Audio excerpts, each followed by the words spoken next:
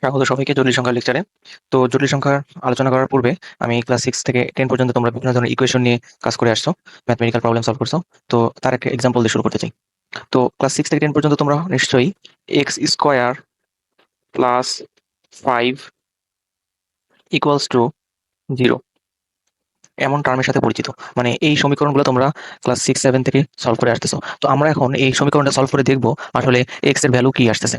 তো এটা শুরুতে আমি এক্স স্কোয়ার ইকুয়ালস টু -5, আমি x কে পক্ষান্তর করে -5 কে সাইডে নিয়ে গেলাম। এখন আমি x এর ভ্যালু যখন নির্ণয় করতে যাব তখন এটা কি আসবে? √-5। তো এখন দেখো, আমি এই লাইনের দিকে যদি তাকাই, x স্কয়ার ইকুয়ালস টু -5, এই x স্কয়ার ইকুয়ালস টু -5 এটা কি ডিনোট করতেছে? এটা ডিনোট করতেছে কোনো একটা আহ, রাশির বর্গ, সেটা হচ্ছে ঋণাত্মক নাম্বার বা নেগেটিভ নাম্বার। যখন আমরা সেই x এর ভ্যালু ডিটারমাইন করলাম √-5, এবং তো তখন আমরা কোনো রিয়েল নাম্বার পাইতাম না বিধায় তখন আমরা লিখে দিতাম ক্লাস 6 7 অথবা 10 পর্যন্ত আমরা লিখে আসছি এখানে কোনো বাস্তব অংশ, এটা কি একটা অবাস্তব, মানে বাস্তব অংশ নেই মিন্স এখানে একটা অবাস্তব মান, অবাস্তব মান। তো এক্স এর ভ্যালু ডিটারমাইন করতে গিয়ে দেখতেছি এখানে আমাদের একটা অবাস্তব মান রাইজ করছে, এবং তখন আমরা বলতাম এটা যেহেতু অবাস্তব মান সেহেতু এক্স এর ভ্যালু √-1 হতে পারে না, তাই এটা গ্রহণযোগ্য নয়। আমরা এই কথাটা ক্লাস 6 থেকে ক্লাস 10 পর্যন্ত এরকম প্রবলেম যদি যখন অ্যারাইজ করছে তখন আমরা এটা বলে আসছি। কিন্তু এখন আমরা যে বিষয় নিয়ে আলোচনা করতে যাব সেটার আলোচনার মেইন বিষয়টি হচ্ছে অবাস্তব মান নিয়ে। আমরা ইন্টারের কমপ্লেক্স নাম্বার চ্যাপ্টারে এই অবাস্তব মান বা ইমাজিনারি নাম্বার এই টার্মটার সাথে পরিচিত হব, এবং এই চ্যাপ্টারটাতে সম্পূর্ণ আলোচনা জুড়েই থাকবে এই অবাস্তব মান নিয়ে। তো এই অবাস্তব মানের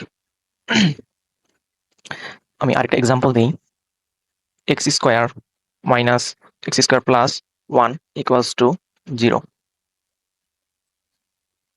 এটার ভ্যালু যদি আমি ডিটারমাইন করতে চাই, এক্স স্কোয়ার ইকুয়ালস টু -1, এবং এখানে দাঁড়াচ্ছে হচ্ছে x square, sorry x square এখন থাকবে না, এটা আমি এখন থাকছে কি এক্স এক্স ইকুয়ালস টু √-1। তো এই যে এক্স এর ভ্যালু আমরা পাইলাম √-1, এবং রুটের ভিতরে ঋণাত্মক সংখ্যা, আমরা 9 10 আরো একটা বিষয় সম্পর্কে অবগত, রুটের ভিতরে ভিতরে কখনো নেগেটিভ সংখ্যা থাকতে পারে না, এবং রুটের ভিতরে যদি নেগেটিভ মান থাকে তখন সেটা আমরা অগ্রহণযোগ্য হিসেবে বিবেচনা করি। তো এখন আমরা যখন রুটের ভিতরে -1 এই মানটা পেয়ে গিয়েছি, তখন আমরা এই টার্মটাকে আমরা বলছিলাম আগে থেকেই বলে আসছি, এখন আমরা আরো ক্লিয়ারলি জানবো, এটাকে আমরা বলবো হচ্ছে ইমাজিনারি নাম্বার। এটা যেহেতু কোনো বাস্তব সংখ্যা না, তাই আমরা এটাকে বলবো ইমাজিনারি নাম্বার।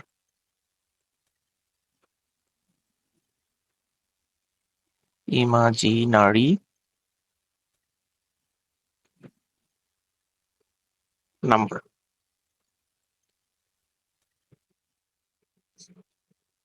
ওকে। তো ইমাজিনারি নাম্বারের এই বড় হাতের অক্ষর আই, এই আইটার প্রথম অক্ষর নিয়ে আমরা অবাস্তব অবাস্তব জটিল সংখ্যার বা ইমাজিনারি নাম্বারের ইমাজিনারির আই এর প্রথম অক্ষর নিয়ে আমরা জটিল সংখ্যাকে ডিনোট করি আই দিয়ে, এবং এই আই ইকুয়ালস টু আমরা লিখি √-1। এটা হচ্ছে জটিল সংখ্যার বেসিক। আই কোথা থেকে আসলো, এই আই এর কনসেপ্ট। এই আই এর ভ্যালুটা ডিটারমাইন করা হয় √-1। এই √-1 এর মাধ্যমে আমরা বলি এটার √- মাইনাস √, আই ইকুয়ালস টু √-1। এটা হচ্ছে আমাদের ইমাজিনারি নাম্বারের কনসেপ্ট। তো জটিল সংখ্যাকে প্রকাশ করা হয় জেড দ্বারা, এবং এই জেড এর এক্সপ্রেশনটা হবে Z equals to X plus I Y. এই আচ্ছা, এটা একটু অফ করে দিই, ডিস্টার্ব দিচ্ছে। X plus I Y. তো এই এক্স প্লাস আই ওয়াই এর এই এক্সটা হচ্ছে আমার রিয়েল পার্ট বা বাস্তব অংশ,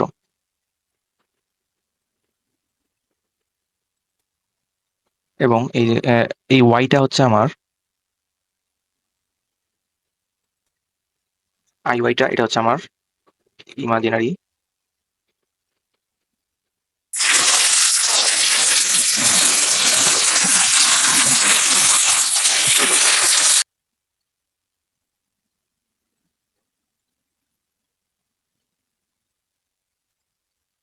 তো এবারে হচ্ছে আমরা জটিল সংখ্যার কিছু ব্যবহার নিয়ে আলোচনা করব।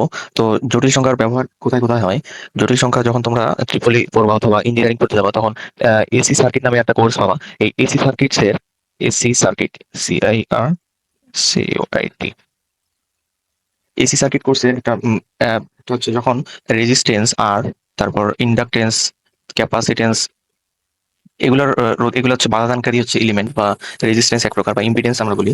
তো এই ইম্পিডেন্সের যে ভ্যালুগুলা বা বাধাদানকারী যে এলিমেন্টগুলা, এগুলো ভ্যালুগুলা আমরা এক্সপ্রেস করি এই কমপ্লেক্স নাম্বারের সাহায্যে। তো এই কারণে যারা হচ্ছে ত্রিপলি বা ইঞ্জিনিয়ারিং পড়তে আসতেছো, তাদের কমপ্লেক্স নাম্বার অবশ্যই অবশ্যই শেখা অতীব জরুরি। ওকে, তো বাস্তব সংখ্যার মধ্যে যেটা সমান আমরা জানি এক্স প্লাস আই ওয়াই, যেটা হচ্ছে আমাদের কমপ্লেক্স নাম্বারের একটা ফরম্যাট। তো এই কমপ্লেক্স নাম্বার ফরম্যাটের মধ্যে এই তিন বা থ্রি, এই থ্রিটা আমরা বলেছিলাম হচ্ছে কি বাস্তব অংশ, এবং 4i এই অংশটাকে আমরা কি বলছিলাম অবাস্তব অংশ। তো এই অবাস্তব অংশের 4i, তো এইরকম করে যতগুলো আমরা পাবো, 2i, তারপরে হচ্ছে 3i, তো এই ফরম্যাট গুলোকে আমরা বলবো হচ্ছে পিওরলি ইমাজিনারি নাম্বার। আমরা এটাকে কি বলবো? Purely imaginary number. তো এটাকে আমরা বলবো হচ্ছে পিওরলি ইমাজিনারি নাম্বার। এন্ড আমাদের যে আরেকটা টার্ম আছে, টু, এখানে আছে হচ্ছে কি 3 + 4i। এই 3 + 4i এটা হচ্ছে এটাকে আমরা কি বলবো? এটাকে আমরা বলবো হচ্ছে নট পিওরলি ইমাজিনারি নাম্বার। এটা আমরা বলবো not purely, purely, not purely imaginary number.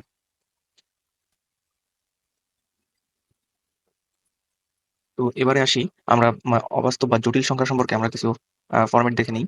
জটিল সংখ্যার মধ্যে আমরা দেখছি একটা হচ্ছে বাস্তব পার্ট থাকে, আর একটা হচ্ছে অবাস্তব বা কাল্পনিক বা ইমাজিনারি পার্ট থাকে। তো বাস্তব অংশ, তো বাস্তব অংশই 1 2 3 4 যেটা থাকে, এবং অবাস্তব অংশ আমরা একটু ফরম্যাট আরেকবার লিখে দিই এখানে যেহেতু লেখা নাই। Z equals to X plus I Y, আবার অনেকে এইভাবে এক্সপ্রেস করে Z equals to A plus I B. দুটো ফরম্যাটই কারেক্ট, সমস্যা নেই। তো এখানে পিওরলি ইমাজিনারি পার্ট যেটা আমি বলবো হচ্ছে আই এন্ড বি।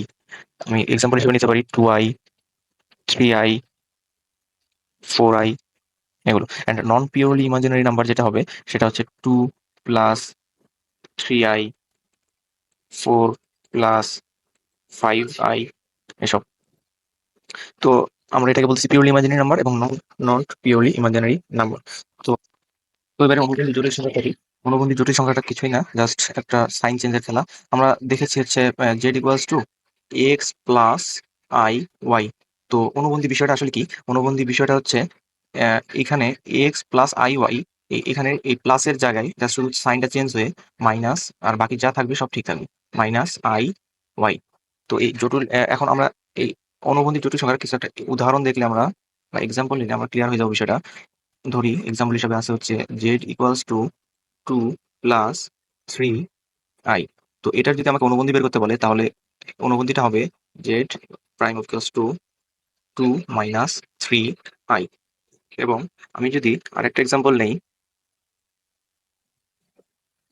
আমাকে যদি এভাবে বলে Z equals two 2i minus 2i plus 3, তো এটা আমরা এখন অনুবন্ধী কিভাবে বের করব?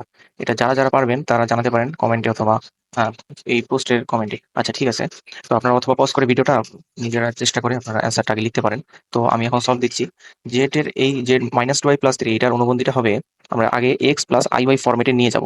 কি বললাম? এক্স প্লাস আই ওয়াই, এই ফরম্যাটটাতে আমরা আগে নিয়ে যাব। তো এটাকে যদি আমরা আগের ফরম্যাটে নিয়ে যাই, তখন দাঁড়াচ্ছে বিষয়টা 3 মাইনাস 2i। তো আমাকে মনে রাখতে হবে আমাকে 3 বাস্তব এবং অবাস্তব অংশ এই দুইটার মধ্যবর্তী যে সাইনটা থাকবে এটা চেঞ্জ করতে হবে।